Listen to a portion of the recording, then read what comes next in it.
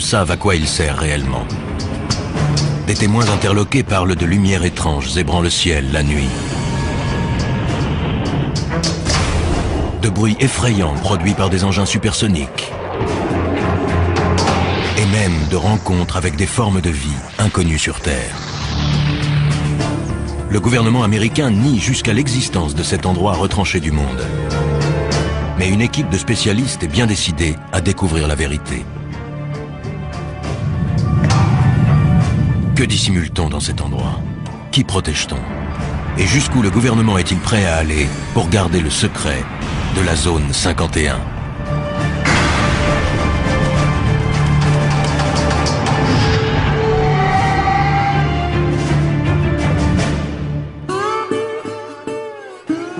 Ce qui est troublant, c'est qu'on nie son existence.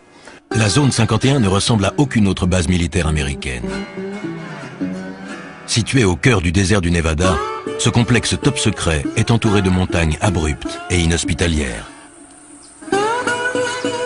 Il est protégé par un système de sécurité infranchissable qui le soustrait au regard des curieux, mais aussi, comme le reprochent certains, au contrôle de l'État. Des avions très étranges ayant été vus dans le ciel, certains pensent qu'on pourrait y procéder à des essais sur la propulsion antigravitationnelle, un système révolutionnaire relevant autrefois de la science-fiction. Chuck Clark est sans doute le plus grand spécialiste mondial de la zone 51. Astronome de profession et passionné d'aviation, il a toujours été fasciné par cette base destinée, au dire de l'armée américaine, à de simples essais aéronautiques. Au cœur du désert du Nevada, la petite ville de Rachel est la localité la plus proche de la base secrète appelée Zone 51. Elle surfe allègrement sur la publicité que lui apportent les rumeurs d'OVNI, mais beaucoup pensent que l'État encourage ceux qui propagent ces histoires d'extraterrestres pour mieux discréditer les observateurs plus sérieux.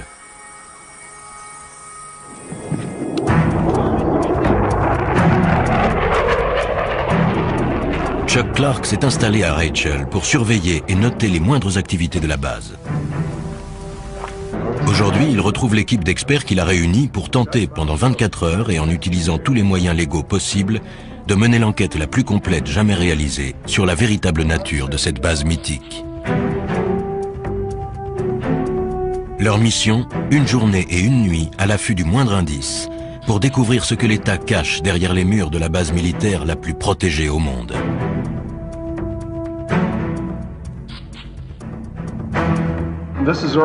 Voici la zone 51.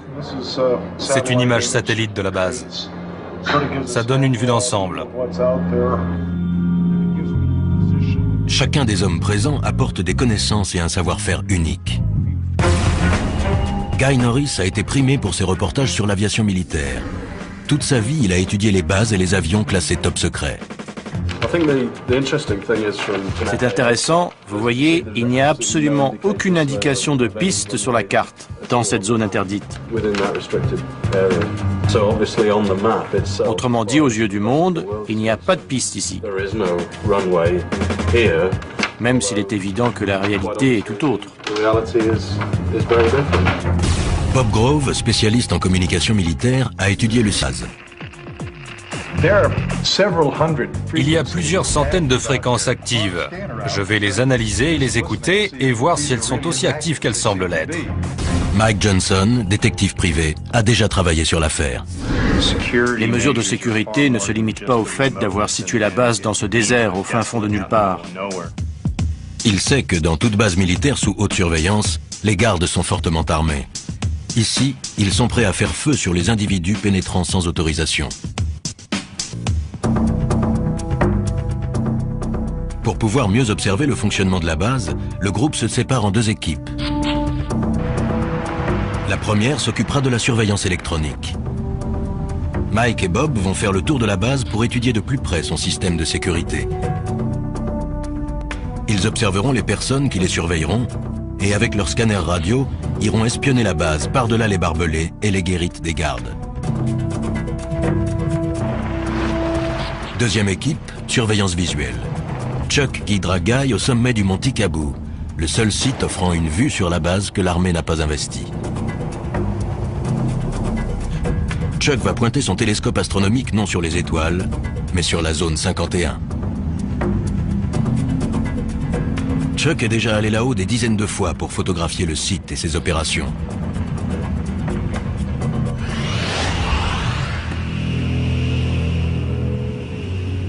Il y a 10 ans, pour sa retraite, il est venu s'installer à Rachel pour étudier les derniers modèles de l'aviation militaire. Ses observations l'ont amené à constater que derrière les murs de la zone 51, la base règle et un commandement bien particulier, à l'abri des regards indiscrets et au-dessus des lois.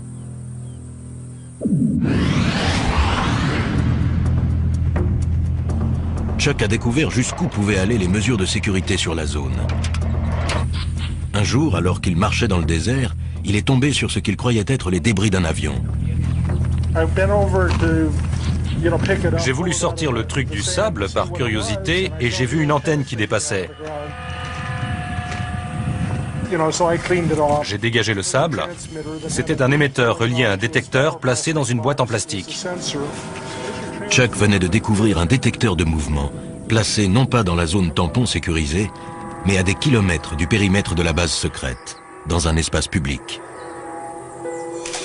Pour Chuck, ces détecteurs viennent s'ajouter à la longue liste de moyens mis en place par la base pour surveiller de près les faits et gestes d'innocents citoyens.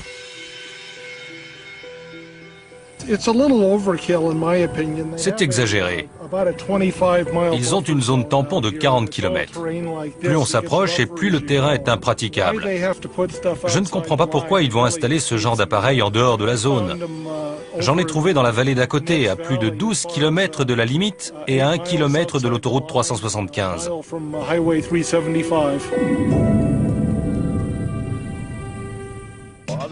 Bien décidé à dénoncer les agissements de l'armée, Chuck fait appel à un célèbre journaliste d'investigation, George Knapp. On a mis une demi-heure pour trouver le premier détecteur, 5 minutes pour le second. Voici l'émetteur. Et un peu plus loin, il y a le temporisateur. Il porte l'indication « Propriété de l'État américain ».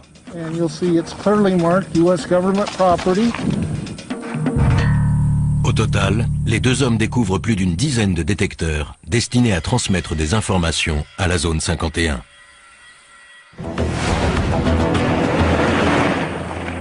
Chuck Clark, astronome à la retraite qui connaît le désert comme sa poche, surveille de près la zone 51. Au moment de la diffusion de ce reportage, Chuck, lui, est déjà allé plus loin. Il a découvert un moyen de franchir les barbelés et de pénétrer à l'intérieur de la base sans se faire arrêter.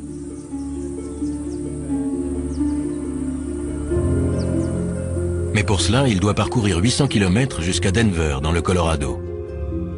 Ce bâtiment d'allure banale renferme des technologies ultramodernes mises au point par les militaires qui dirigent la zone 51. Chuck peut désormais renverser la situation et espionner la base. En effet, la société Space Imaging possède et exploite ICONAS, le premier satellite commercial à haute résolution. Ce satellite met 98 minutes pour effectuer une révolution autour de la Terre, et les images aériennes qu'il fournit sont tellement précises qu'il peut isoler le bâtiment qui finance la zone 51, le Capitole. Chuck, pourquoi cet intérêt pour cette zone? Je me suis installé là-bas il y a 10 ans, et quand je n'observais pas les étoiles et le ciel, je pointais mon télescope sur la base. Ça doit leur plaire. Ils adorent. Les photos aériennes d'ICONAS permettent à l'équipe de Space Imaging de créer une réplique fidèle en 3D de la zone 51. L'État américain n'apprécie guère Chuck, mais il ne peut empêcher Space Imaging de lui offrir son premier aperçu de l'intérieur de la base ultra secrète. Ça alors. C'est la zone 51 reconstituée grâce aux images d'ICONAS. On peut la survoler à l'aide de ce logiciel. C'est fantastique. J'ai pris des photos de la façade de ces bâtiments, mais je n'avais jamais vu celui-là. On voit du sable sur la piste. Peut-être qu'un engin a atterri récemment dessus ou juste à côté. C'est peut-être aussi juste un trompe-l'œil. Ces gens sont retors. Il faut l'être pour diriger une base pareille. Ce serait bien leur genre. Ouais. Vous allez diffuser ça? Je suis un peu Little Brother surveillant Big Brother. À force d'être à l'affût de détails, on finit par comprendre des choses. C'est aussi sécurisé qu'on le dit et qu'on le voit à la télé? Sans doute plus encore. Ils ont installé des détecteurs à des kilomètres de la zone. Ils vous repèrent bien avant que vous n'approchiez de l'enceinte. Je ne vais pas disparaître après ça. Ça se pourrait.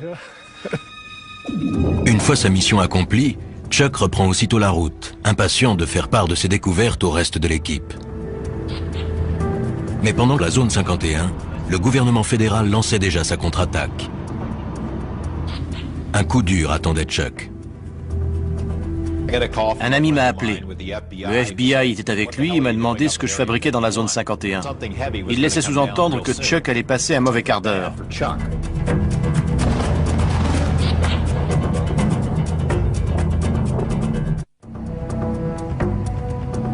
Perdue dans le désert du Nevada, la zone 51 est un site d'essai militaire secret.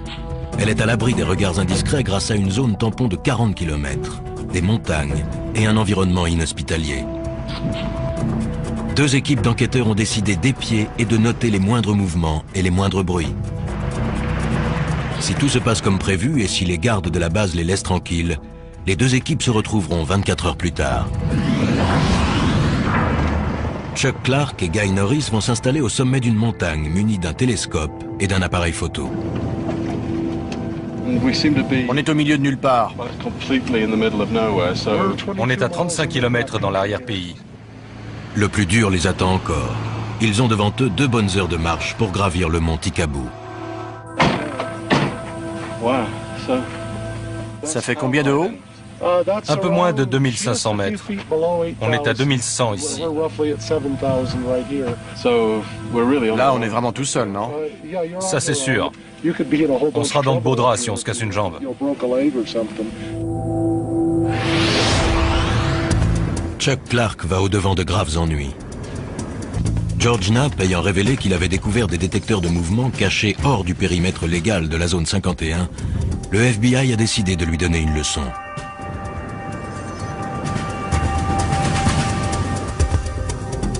Alors qu'il se promenait dans le modèle 3D de la base secrète, la police fédérale a fait une descente à son domicile.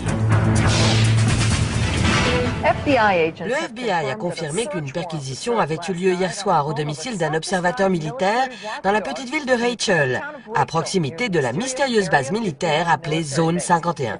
Un reportage exclusif. La perquisition a été menée par une unité d'intervention antiterroriste. Le mandat est sous scellé et le FBI refuse de dire ce qui a été saisi au domicile de l'intéressé. Je passais par là en voiture et j'ai remarqué qu'il y avait des types devant la maison de Chuck. Bill Whiffen habite non loin de là. Il savait que Chuck était absent. Pensant tout d'abord qu'il s'agissait d'un cambriolage, il a saisi son appareil et a pris des photos. Les hommes et les femmes que l'on voit ici sont des membres de l'unité antiterroriste. Il y avait une dizaine de voitures et plus d'une dizaine de personnes. J'ai reconnu les insignes et le sigle FBI sur leur veste. Je les ai photographiés. Ils remplissaient des cartons et ils ont emporté un disque dur. Chuck arrive chez lui sans se douter de ce qu'il attend. Voyons voir. Tiens, c'est bizarre. Chuck a perdu le fruit de son travail, mais il se sent aussi traqué dans son intimité et menacé. Le mandat et la liste du matériel confisqué ont été laissés sur la table de sa salle à manger. C'est juste un mandat de perquisition. Ils ont laissé une carte. Et l'inventaire, je suppose. Voyons ça. Mandat de perquisition de la Cour américaine. Unité antiterroriste du Nevada. Rien que ça. Chaque recoin de la maison a été soigneusement fouillé. Ils ont pris un tas de trucs. Des scanners, des radios.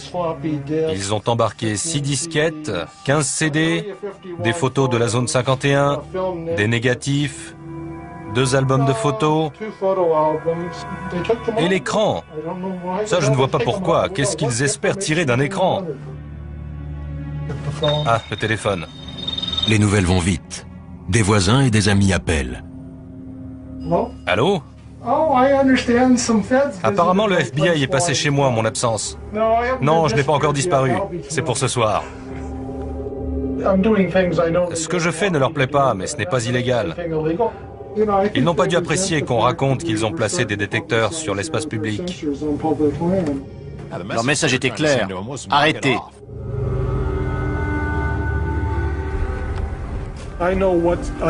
Je sais jusqu'où je peux me permettre d'aller légalement. Je pousse les limites, mais je ne les franchis pas. C'est ça qui les énerve. Je ne me laisse pas intimider par eux. Je me pointe sous leur nez avec mon objectif. Conscient que l'État enquête sur Chuck, ses coéquipiers, le spécialiste de la sécurité Mike Johnson et l'expert en communication Bob Grove, poursuivent leur mission.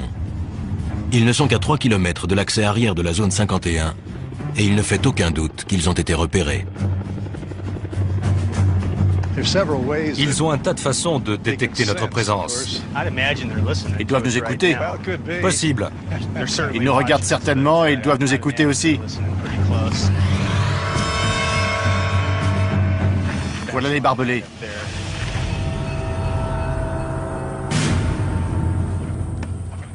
Les deux hommes décident de longer les barbelés sans quitter des yeux le bâtiment des gardes. Voyons ce qu'on va trouver. Il y a des détecteurs sur la clôture là-bas. La boîte blanche. C'est bien possible. Allons voir ça de plus près. Ils sont visiblement sous surveillance. J'irai pas plus loin. Oui, allons voir s'il y a quelque chose de l'autre côté de la route. À environ 100 mètres de distance, ils voient pour la première fois les forces de sécurité privées engagées pour protéger la zone 51. Sur la base, on les appelle les camos, à cause de leur tenue de camouflage beige. Bob et Mike aimeraient s'approcher, mais ils savent qu'un pas de trop compromettrait leur mission. Ce n'est pas le moment de prendre des risques. Je tiens pas à aller en prison. Mike et Bob opèrent un repli stratégique.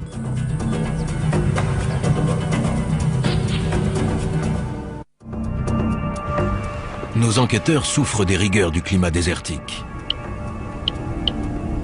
Ils réalisent que 24 heures est un délai bien court pour tenter de découvrir les mystères d'un lieu dont l'État continue de nier l'existence. J'aurais dû m'entraîner. Sur la montagne, Chuck et Guy ont entrepris l'ascension du mont Tikaboo par un sentier dangereux. Ils portent un télescope de 20 kg et du matériel pour affronter la nuit froide. Les 800 premiers mètres jusqu'à la crête sont tuants. Le chemin est raide et glissant. Et ça ne va pas en s'arrangeant. Leur destination, le seul site d'où l'on puisse avoir une vue en surplomb de la zone 51.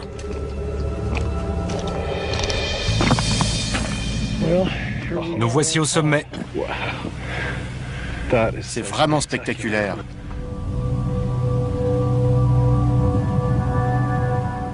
Alors, ça valait la peine. J'ai du mal à exprimer ce que ça me fait d'être là. C'est bizarre. On est là, sur la planète Terre, mais on a l'impression d'être à la lisière d'un autre monde. À travers la brume de chaleur, c'est bien un autre monde qu'on aperçoit. Un monde que l'État américain a cherché à soustraire au regard des curieux.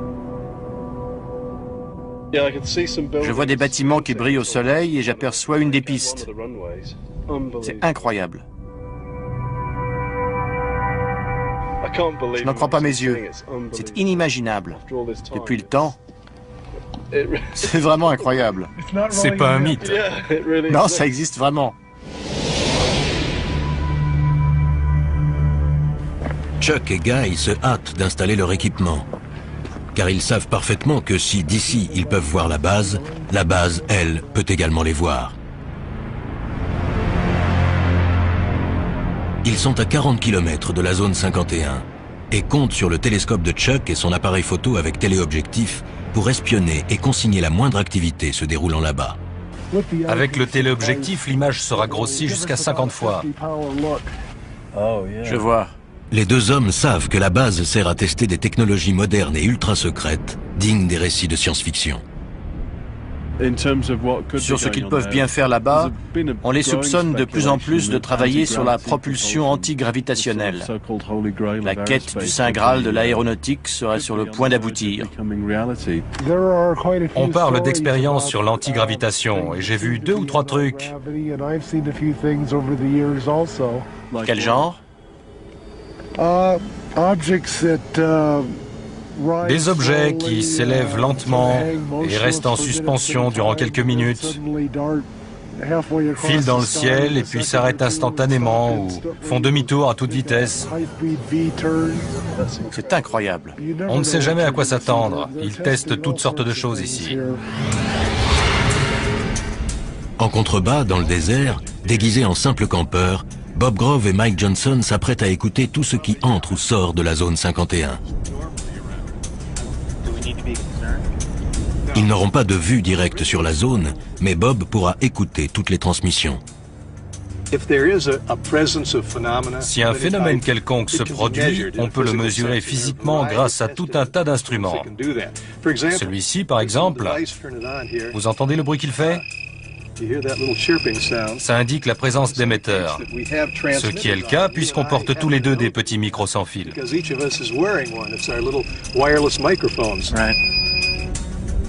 Une fois leurs instruments réglés, Bob et Mike se préparent à une longue nuit d'écoute.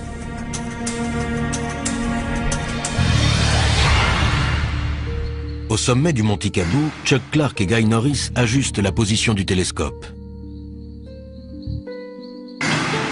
Si un événement se produit, ils n'auront que quelques secondes pour réagir. C'est une nuit sans lune. On a plus de chances qu'il se passe quelque chose, non? Ça augmente les possibilités. Ils ne prendront pas le risque de faire des essais au clair de lune. Moins la lune est visible et plus on a de chances qu'ils en fassent.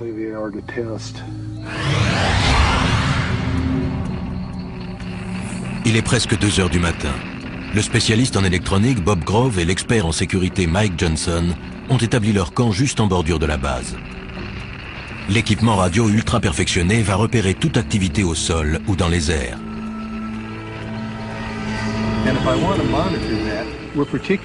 Ce qui nous intéresse particulièrement, ce sont les signaux émis dans cette gamme de fréquences, car c'est celle du gouvernement fédéral, de 160 à 170 MHz.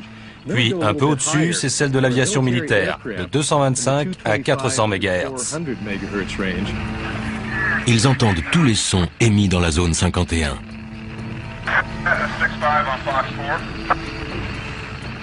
Bob ajuste la fréquence. C'était quoi ce qu'on entendait à la radio? La sécurité. Il parlait de nous? Possible. Mike et Bob soupçonnent fortement la sécurité de la base de les surveiller. Toute la nuit, ils se tiendront prêts à une éventuelle intervention.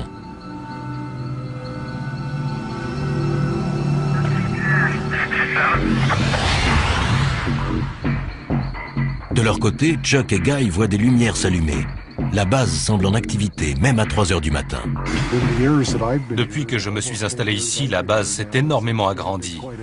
Elle a dû doubler de taille rien que ces 10 dernières années.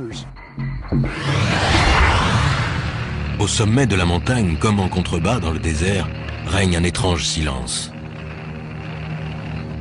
Mais soudain, le léger grésillement continu de la radio est interrompu.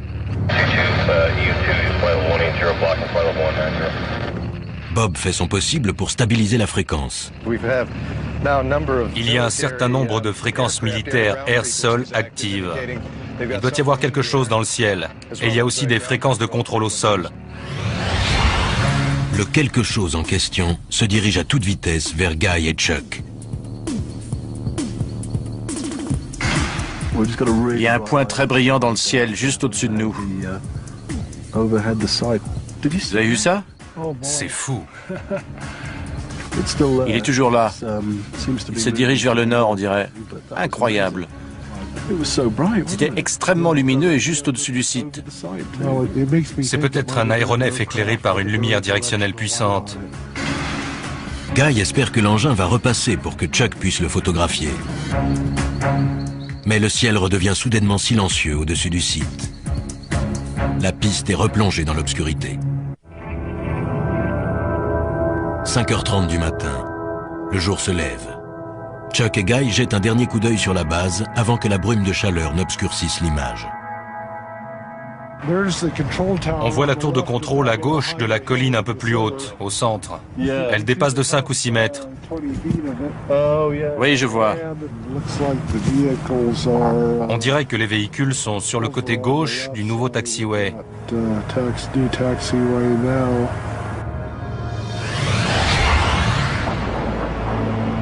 Quant à Mike et Bob, en bas dans le désert, Le voilà. à 4500 mètres au-dessus d'eux, la zone 51 se manifeste. Guy aussi entend l'avion. J'ai l'impression qu'il y a un engin là-haut, Chuck. Peut-être un bombardier B-2. Il s'entraîne au ravitaillement en vol à l'aube, puis enchaîne sur 2 ou 3 heures de vol. C'est leur jour de chance. Le B-2 n'est pas seul. Il est accompagné d'un invité surprise. Un MiG-29, excellent. Il vient par ici. Bien que la guerre froide soit révolue, ici les Américains continuent de s'entraîner à combattre des avions soviétiques.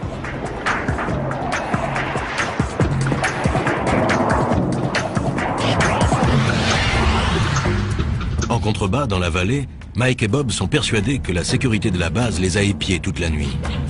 Avant de retrouver Chuck et Guy, il leur reste un dernier endroit à visiter. Si j'ai bien suivi les explications de Chuck, l'entrée principale était à une petite quinzaine de kilomètres, en direction de la colline. Alors qu'il s'approche de l'entrée principale, Mike aperçoit une chose surprenante dans son rétroviseur. Un véhicule arrive derrière eux à toute allure. Ses vitres sont teintées afin de protéger ou de dissimuler les passagers qu'ils transportent, des employés de la base qui se rendent à leur travail. La vache! Le car ne ralentit même pas. Il devait rouler à plus de 70 km à l'heure. Plus peut-être même. Il était pressé. Ouais. Pour préparer cette mission de 24 heures, Mike Johnson a passé des semaines dans des planques très inhabituelles. Son but, dénicher un employé qui, pour la première fois, accepte de parler de la vie sur la base. Pour un enquêteur comme moi, c'est ahurissant de voir à quel point le secret de ce complexe est bien gardé.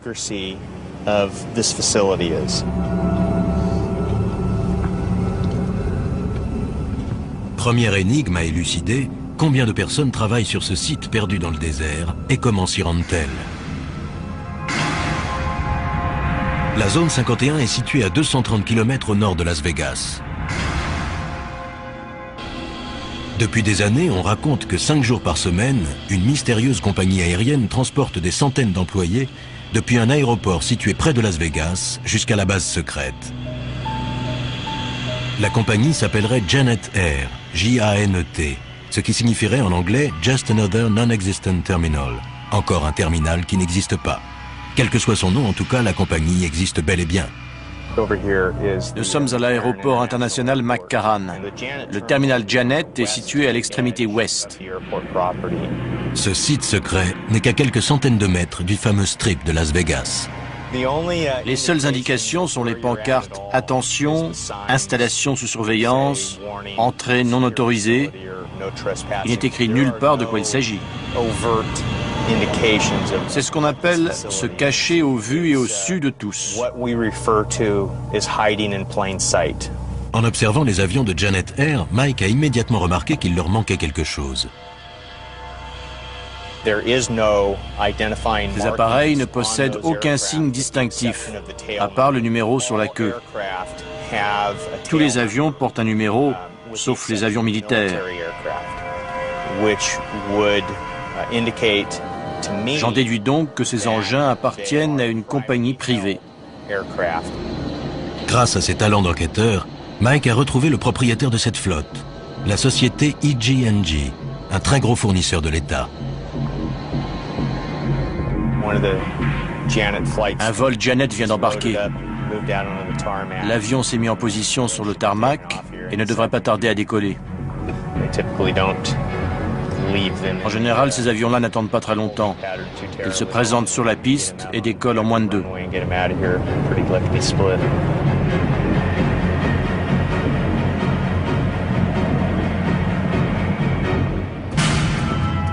Chaque jour, des centaines d'hommes et de femmes franchissent ces grilles pour aller travailler sur la zone 51.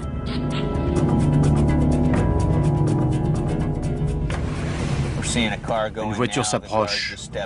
Le garde va sortir et le conducteur va présenter une pièce d'identité. Le garde se demande ce que je fais là. On s'observe mutuellement. Mike a beau être sur la voie publique, il a toutes les raisons de s'inquiéter. Le garde n'a pas quitté sa voiture des yeux. C'est clair qu'il m'a repéré. Il sait que je suis là. Ce pourrait être pour Mike l'occasion de tester le cité. Mais il sait qu'il risque de compromettre la mission ou de finir en prison.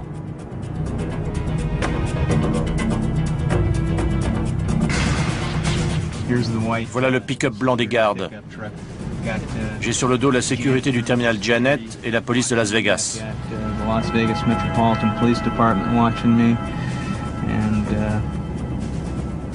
Ça m'étonnerait fort qu'aucun type en civil ou en uniforme ne vienne me demander mes papiers. L'étau se resserre non seulement au sol, mais aussi dans les airs. Il y a un hélicoptère au-dessus de nous. Mike préfère battre en retraite. Il reviendra pour poursuivre son enquête lorsque les choses se seront calmées. Les 24 heures sont presque écoulées, mais Mike et Bob touchent au but. Je vois des panneaux orange à flanc de colline, là. D'après Chuck, ils marquent la limite. Il y a des équipements de surveillance là-haut, et la limite est juste là. Oui, on y est. Moi, j'irai pas plus loin. Ce modeste tronçon de route est l'un des lieux les plus surveillés de la planète.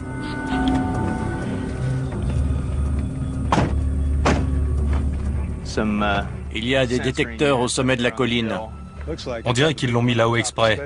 Tous ceux qui ont franchi cette limite ont été arrêtés, interrogés, et se sont vus confisquer leurs appareils photos, leurs téléphones portables et parfois même leurs vêtements. Accès non autorisé.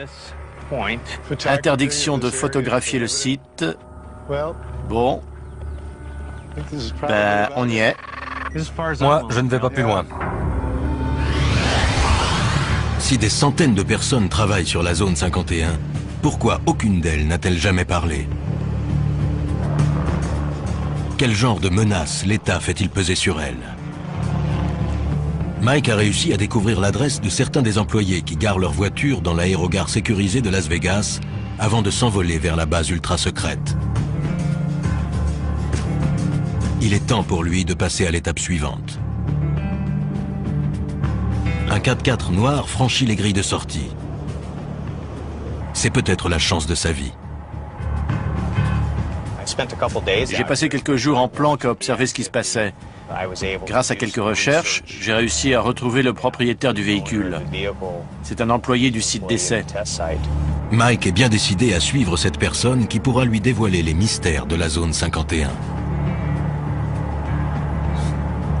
Il suit de près la voiture noire qui s'engage sur l'autoroute. Les événements prennent une tournure favorable. Plus cet individu s'éloignera des regards intimidants des gardes de la base, et plus il sera susceptible de parler. Je ne sais pas du tout quel moyen de pression l'employeur ou l'État utilise, mais les employés doivent vraiment être tenus au silence. Je n'ai jamais vu un secret aussi bien gardé. La circulation intense complique la poursuite, et l'espace d'un instant, Mike perd sa cible de vue. La voiture que je file est au moins 400 mètres devant moi. Mike réussit à recoller au véhicule.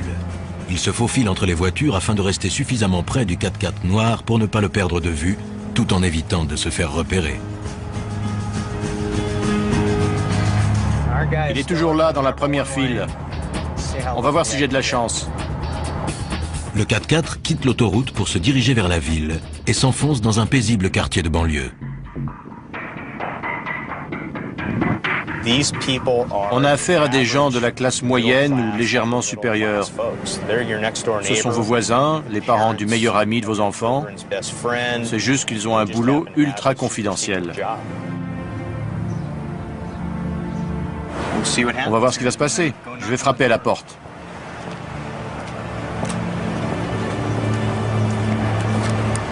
Les réponses aux questions de Mike se trouvent-elles derrière cette porte? Quel secret va-t-il découvrir? Je m'appelle Mike Johnson. Je suis détective. Je ne viens pas vous causer d'ennuis. On a vu votre véhicule sortir de l'aérogare de Janet et on aimerait que vous nous parliez de la zone 51. Pas de commentaire. La porte s'est refermée et voilà. Sa réaction me conforte dans l'idée qu'il travaille bien là-bas. Mais voilà, il refuse de parler. Les règles strictes de confidentialité imposées par l'État sont un obstacle de taille. Mais Mike est patient. Il compte bien trouver quelqu'un qui acceptera de parler. Je vais devoir approfondir les recherches, dénicher un employé mécontent et prêt à parler, ou tout au moins à reconnaître avoir travaillé sur la zone 51.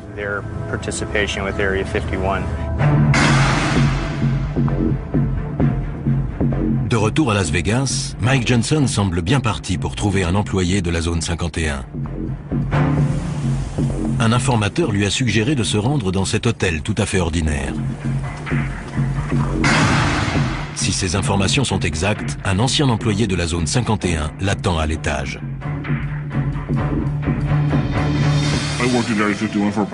J'ai travaillé sur la zone 51 pendant environ 14 ans, des années 1980 au début des années 90. C'est gagné. L'homme est prêt à se confier, mais uniquement à condition qu'on taise son nom, qu'on masque son visage et qu'on déforme sa voix.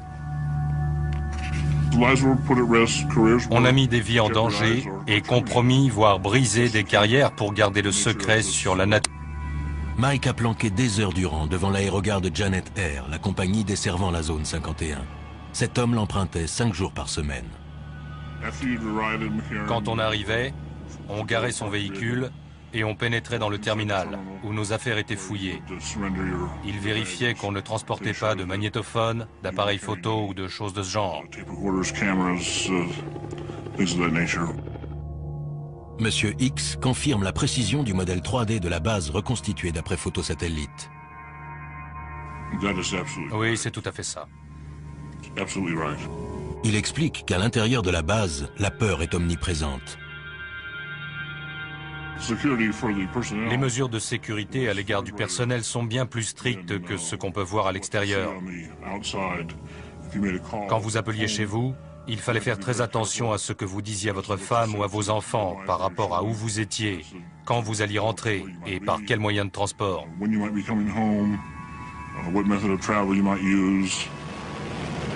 Quel genre de travail peut donc nécessiter une telle confidentialité? C'est une base d'essai d'appareils d'un nouveau genre, tout simplement.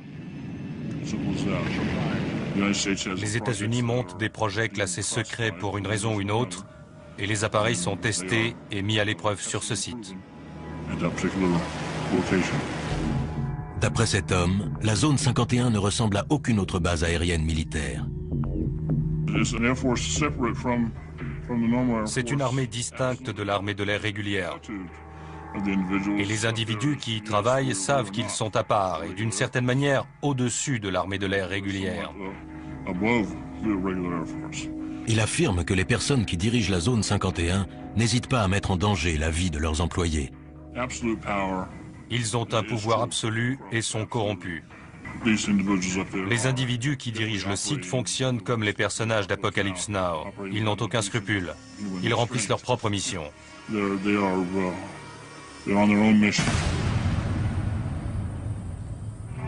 Il ajoute que quiconque critique les procédés est rapidement évincé.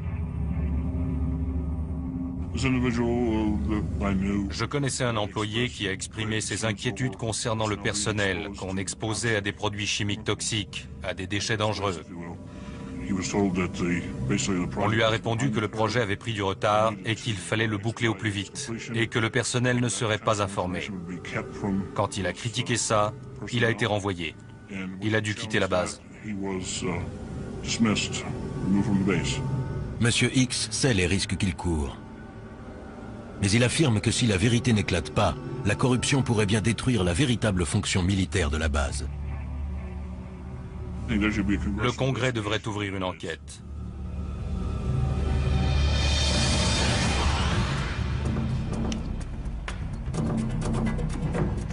Sur le terrain, affamés et épuisés, Chuck et Guy vont devoir à présent affronter une descente raide et délicate. Ils ne seront sûrs d'avoir échappé à la sécurité qu'une fois arrivés sains et saufs au lieu de rendez-vous avec le reste de l'équipe.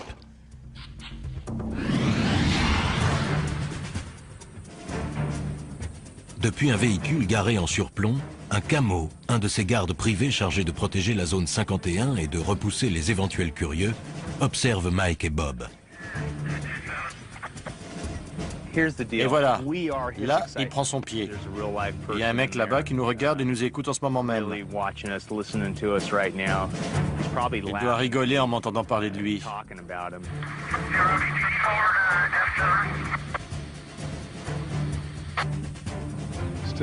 Toujours beaucoup d'activités sur la fréquence de la sécurité. On a vu tout ce qu'on avait à voir, j'irai pas plus loin. Inutile de tenter le diable. Désormais certains que la sécurité a été alertée, ils savent qu'il est temps pour eux de rejoindre Guy et Chuck.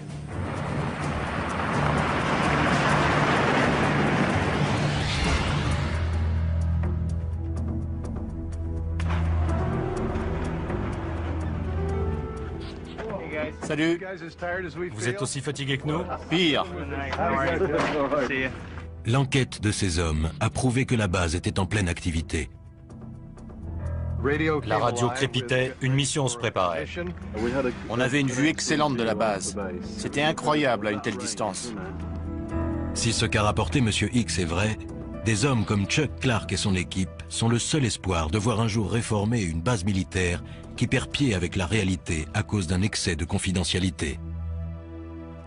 Nous sommes la seule superpuissance encore en lice, et pourtant le mystère autour de la zone 51 s'est épaissi au lieu de décroître ces 2 dernières années.